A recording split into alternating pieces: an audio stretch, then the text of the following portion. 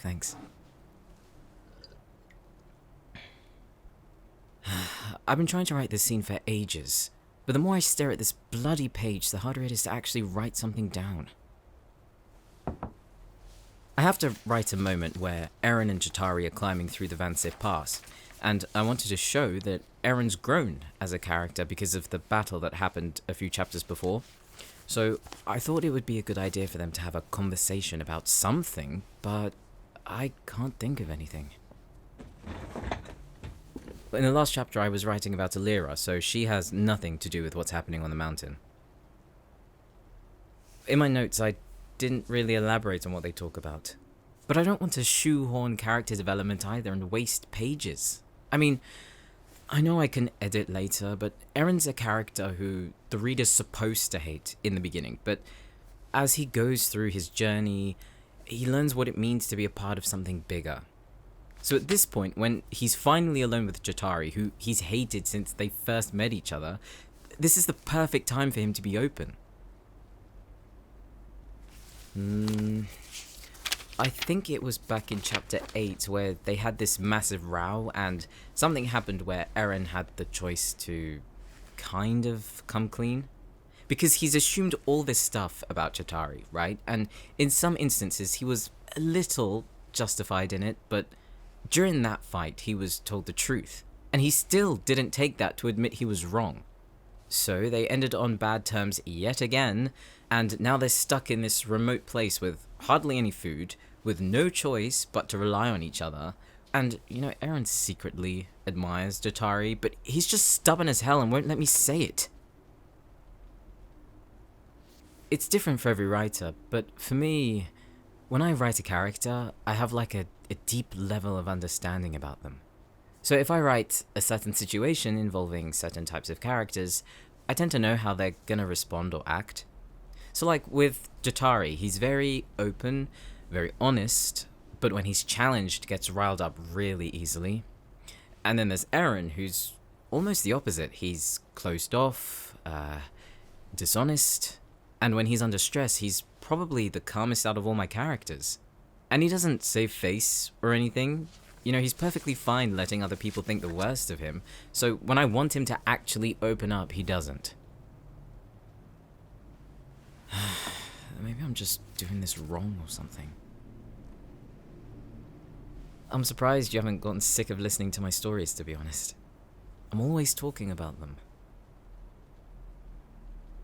You know, you can tell me if I'm being too much or if you want me to stop. I'll understand, believe me.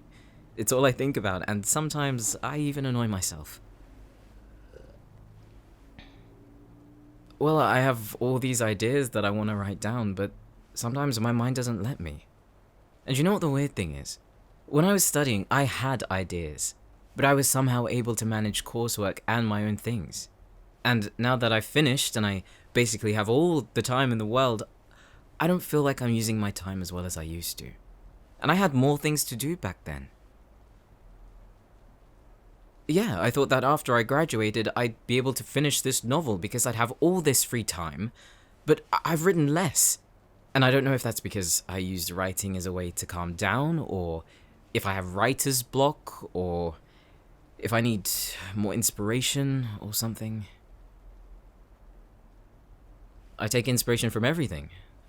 Music, TV shows, movies, friends, teachers, literally everything. Yes, of course I take inspiration from you. Well, one of my characters is heavily based on you. I'm not saying which one. No, it's not bad. When it's all finished, I want you to read it and see who you think it is. Well, I haven't made it obvious, so if you're aware of your own personality and what you do, then you'd definitely be able to figure out who it is. Out of the cast who isn't the one based on you, I did give Eren a fear of storms. Okay, he's not necessarily a bad guy. Okay, he can be misunderstood, and he has a dark past, which doesn't excuse some of the things he does, but he has some deep-seated trauma that he hasn't dealt with yet. So he was part of this kind of gang as a child, and because he grew up in poverty and his parents weren't able to handle making money for 3 kids, Aaron, who was the oldest one, did some not so good things to get more money. And this gang kind of operated like family in a way, so he was really close to the people in his faction. But when he was making a lot more than the people in his faction, the others didn't like it, and basically, when a huge hurricane hit, they barricaded his house so his family couldn't escape. They died. All of them. And he couldn't do anything about it because he was about 13 at the time. And when he found out who did it, he bided his time, waited until he was strong enough, and then wiped them out. Yeah, he has quite the typical angsty backstory. But he also has trust issues, which, in the story, plays a huge role. But him hating storms was a little bit because of you. I could have done it any number of ways, but I really wanted to keep it in. I might not say anything, but I watch you all the time. Yeah, even when you do the most mundane things, like how you pick things up, what you do when you're off balance, when you're in the kitchen and you do that spin to get where you need to go. I don't know if you noticed, but when you're on one side and you need to get something behind you, you mostly always turn the way that takes the longest to get there. Sometimes I bet against myself, and usually I'm right. I could go on if I wanted to, but I can tell you're getting embarrassed. What? You didn't expect it from a writer? You should know me better than that. I'm hurt.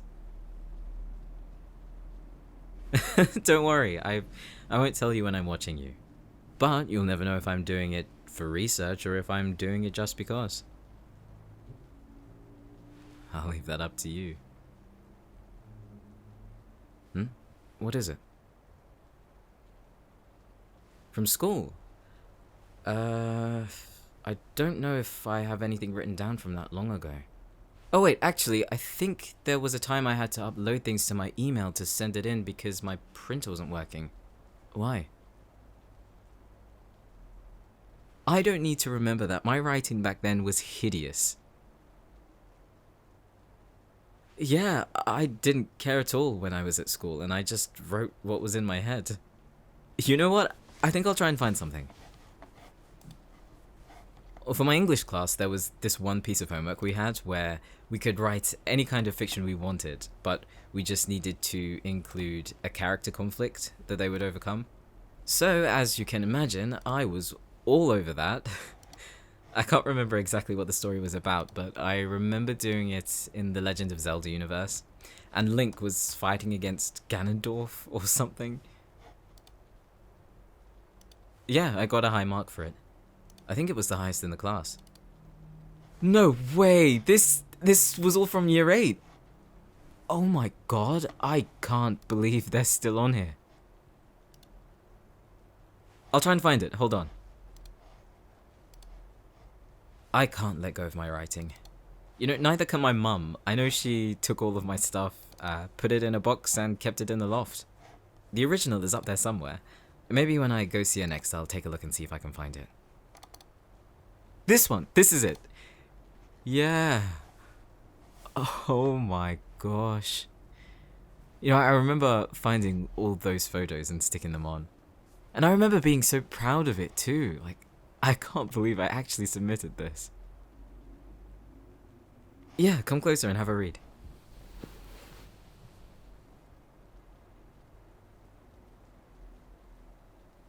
I'm watching you to wait for the cringy face I know you're gonna make. I would. Come on, let me see this. Yeah, look at that. Link stumbled up on the harrowing cliffside and looked out towards the extensive golden horizon and green lush fields, hoping to see the neon light burst from any direction that would mark his path, and show him the long way to the entrance of Ganondorf's lair. Like, that's such a long sentence! And I didn't have to put so many adjectives in there. I always thought that the more descriptive the better, but that is not the case at all anymore. And I think my teacher mentioned that I could have deleted a fair few. Yeah, I used them wrong a bunch of times too. Like, I get out the thesaurus and be like, what's a more complicated word of big? And I choose voluminous or something. I spent so much time on this that I used to work on it during dinner, which was almost unheard of for me. You know, I think it got to the point where my mum told me I wasn't allowed to do it when I ate because I almost spilt something on it one time.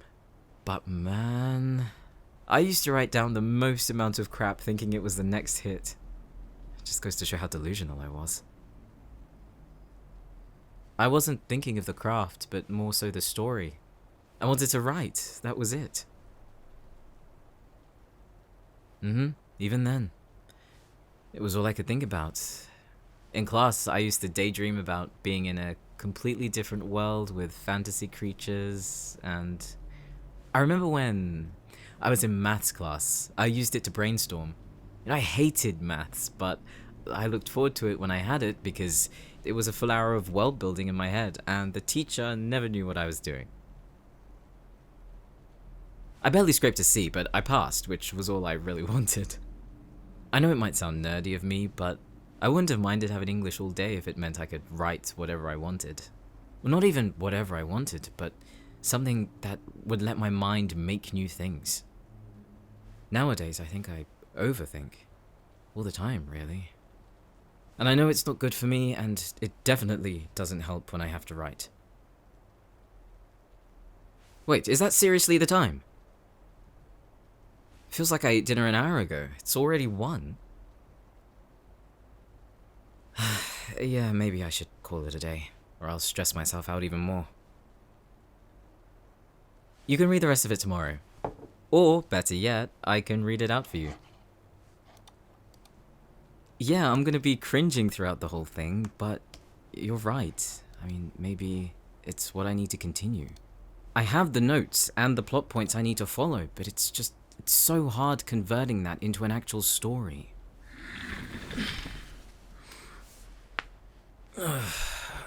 Okay, yeah. I definitely need to sleep.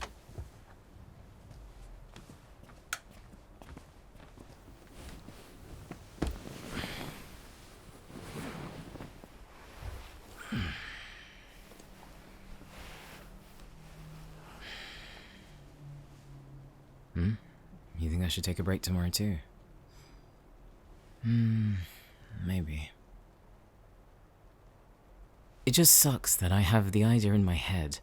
I can almost see what's happening, but I just can't put it into words. And I know that the first draft is dumping things down so you have something to edit later, but I want to read back and be proud of what I've done. I know. At least I have you to keep me in check and remind me that it can't be perfect on the first go. No, I need that sometimes. Everyone needs that sometimes. Do you remember when I told you about that publisher that came to the university and was given manuscripts from select students? Well, this morning he emailed me and he said he really liked the premise and wouldn't mind reading more. Yeah, I know, it's basically what I've been waiting for. So it's a good thing I already have the next few chapters before the halfway point outlined. I thought that the email would give me the kick in the ass I need to actually get it done. It probably did the opposite. I mean, this dude's a publisher. He published books that I have on my bookcase, and that's crazy. And the fact that he emailed me and said he liked the world I was building. I mean, come on, I can't let that go, there's no way. It's so rare. I mean, normally writers slave away, making so many books, and they never get near a publishing house that says they'll take a leap of faith. And sure, some of it is because I might be a skilled writer, but the majority is luck. No, seriously. I decided to write this story instead of the thriller. He came on a year that I was attending that university, and a publisher who specializes in fantasy and sci-fi. Sometimes the world just aligns, you know? I have the opportunity now. I am so close to what I've wanted to be since I was little. And I don't want to mess it up. I'm second guessing every sentence I write, trying to accommodate what I know the publisher likes, and I tell myself not to, but at the same time I just can't help it. Time to unwind sounds great.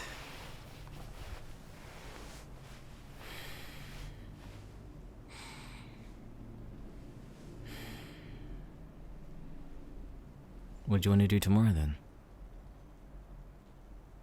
Well, you said I should take a break, so do you have any ideas? I don't want to do the same old cinema, restaurant, walk along the Thames kind of date. Even though it's nice, don't get me wrong. I don't think I want anything to do with my writing.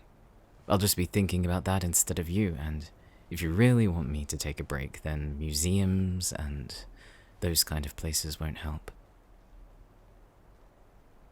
We could go on the London Eye, or go to a theme park, get our adrenaline pumping. I can't remember the last time I went to one. I think I was about 6 or 7. Wait, let me check the weather tomorrow. Oh man. 100% rain from 8 in the morning until 11 at night. So I guess going out is a no-go. No storms, don't worry. But it looks like we'll have to do something inside. Unless we go somewhere that's close to a tube station. Inside? Okay. You know what we haven't done in a while? Played Minecraft together. What? Why are you making that face? It's true, isn't it? Yeah, we used to make a day of it. You know, we prepped the desk and brought a bunch of snacks, had a list of everything we needed to do. And if we were tackling like a mansion, we'd spend so much time getting all of our equipment and making a temporary base just outside. Yes, I hate mansions with a burning passion. But you knew what you were doing, so I just like hiding behind the shield and wait for you to clear the area. I'll happily be backpack guy. I'll bring all the food, all the tools, and everything you need. And the totems, yes. Death loves me, apparently. I'm learning, okay? You know, when I first started Minecraft, I learned to play it the wrong way. Yeah, because the way I was sitting didn't let me have the mouse in my right hand, so I used it in my left instead. WASD became YGHJ, I think. It was really weird, but I managed somehow. I know. If I started playing like that around you, you would have sat me down and taught me the proper way of doing it. I would have listened, I swear. I would hang on to every word you said. Would you do that thing where you put your hand on mine and show me where I need to press? That's not wishful thinking. Okay, maybe it is.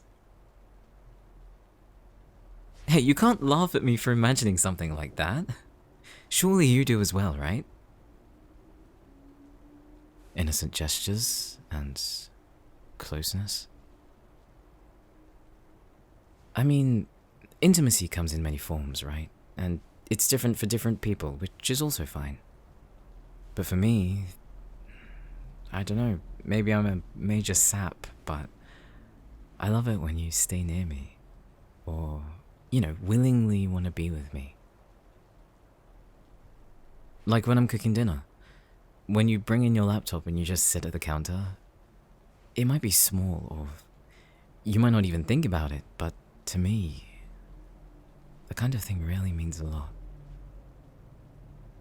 I know, but to me it means that you like my company even when we're being completely domestic.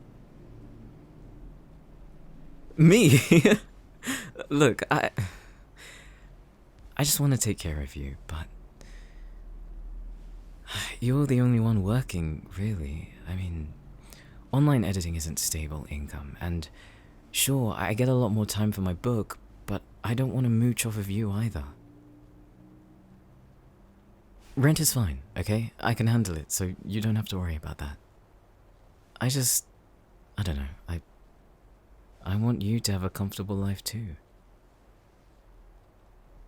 Ah, so you want me to be the house husband, yeah? What, you want to come home from a long day of work and I'll sit you down and massage your shoulders and say that infamous line? You know, do you want to have a bath or dinner one? There is no way in hell I'm ever saying that. Okay, your birthday is the only exception. But if you forget and I don't say it, and it's not your birthday anymore, you're gonna have to wait until next year. And before you ask, no, I'm not gonna remind you. Because I'm not. If you want it that badly, you're gonna have to remember it yourself. Really? A calendar note? Oh my god. Alright, well, I guess we'll see when it's your birthday. I know, I can't believe we're in another year.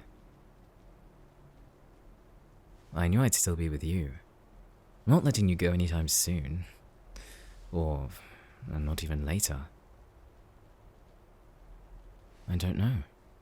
It never occurred to me that I'd live without you. No, wait, that sounded so clingy. What I mean is, you're part of my life now, and it's second nature to have you around. What? What do you want me to say? Well, of course I'm kinda lonely when you're at work. Oh, shut up. You know, sometimes when I have a cool idea or I want to show you something, I catch myself calling you until I remember that you've gone to work. And then I'm just sat there like an idiot, and the only one who knows what I did is me. No, I don't need you to call me during your lunch, no. I've realized that whatever I want to share, you're always the first person I want to show. If that makes me cute to you, then I'll take it. But I'm not as cute as you. You don't think I notice what you do when you don't think I'm looking? Like how you cuddle up to me during the night when you think I'm fully asleep. I do feel you, you know. Yeah, I do. Of course, I don't let you know when I'm awake, but it's so bloody cute. Hey, what are you doing? Come on. Come here. I know you want to cuddle, and you sleep so quickly when we do.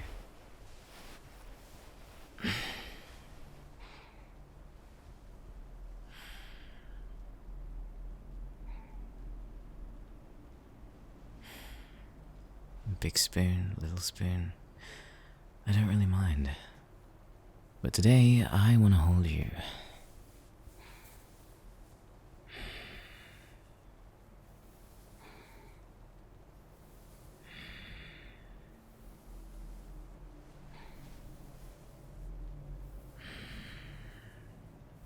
You always look after me.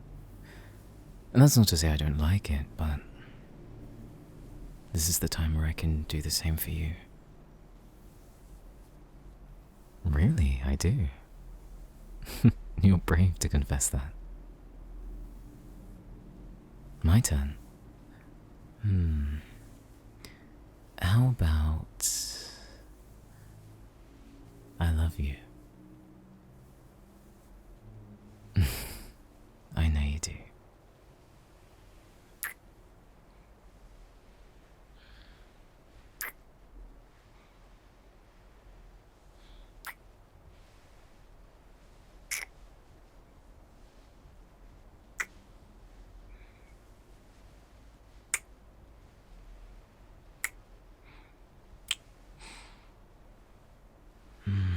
I'm really feeling it now.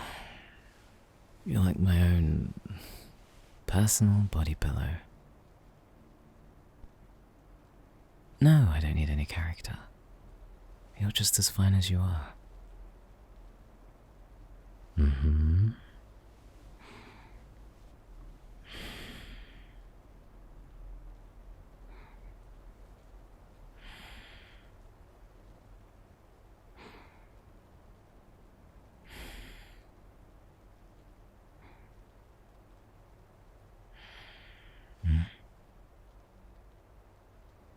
Yeah? We'll play tomorrow? Alright.